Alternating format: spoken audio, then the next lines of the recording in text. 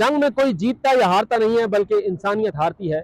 और इस जंग में इंसानियत जीती है, क्योंकि इस जंग में ईरानियों ने जिस जुर्रत का मुजाहरा किया है, जिस बहादुरी का मुजाहरा किया है, अपनी तहजीब को बचाने के लिए जिस तरह से उनकी खवातीन मैदानों में आई हैं, वो सबके सामने है। एक नई तारीख ईरानी कौम ने रकम की है।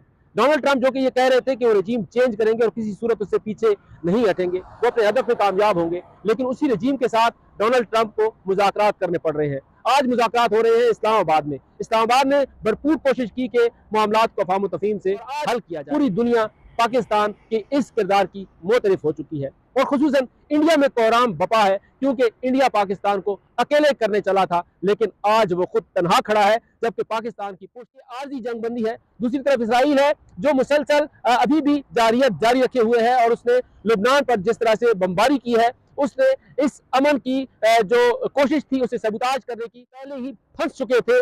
अब उन्हें धंसाने की कोशिश जो है शायद नेतन्याहू कर रहे हैं और पाकिस्तान निकालने की कोशिश कर रहा है, क्योंकि पाकिस्तान ये चाहता है कि यह मामलात अफ़ाम तफ़हीम से हल हो और दुनिया में एक मरतबा फिर अमन लौट कर आए, खित्ते में एक मरतबा फिर अमन आए, क्योंकि इसका सबसे ज्यादा नुकसान खित्ते को है और पाकिस्तान को है, क्योंकि पाकिस्तान के पड़ोस में ये जंग अपनी तमाम बमबारी के बावजूद, अपनी फौजी अददी बर्तरी के बावजूद उसे शिकस्त हुई है। और ईरानी कौम जो नियति बताई जा रही थी, जिसके बारे में ये खुद दावे किए जा रहे थे अमेरिका की तरफ से कि उसकी हमने नेवल तबाह कर दी है, उसकी एयरफोर्स तबाह कर दी है, उसकी जो बड़ी फौज है उसका तिया पांचा कर दिया है, उसकी मिसाइल टेक्नोलॉजी को हमने राख बना दिया है और उसकी ड्रोन टेक्नोलॉजी भी अब वो नहीं रही। उसके बावजूद आज भी ईरानी इस्तेकाम के साथ मुज़ाकरात कामयाब होते हैं। अगर ईरान पर पाबंदियां खत्म होती हैं तो उनका भी बराह रास्त फायदा जरूर पाकिस्तान को होगा।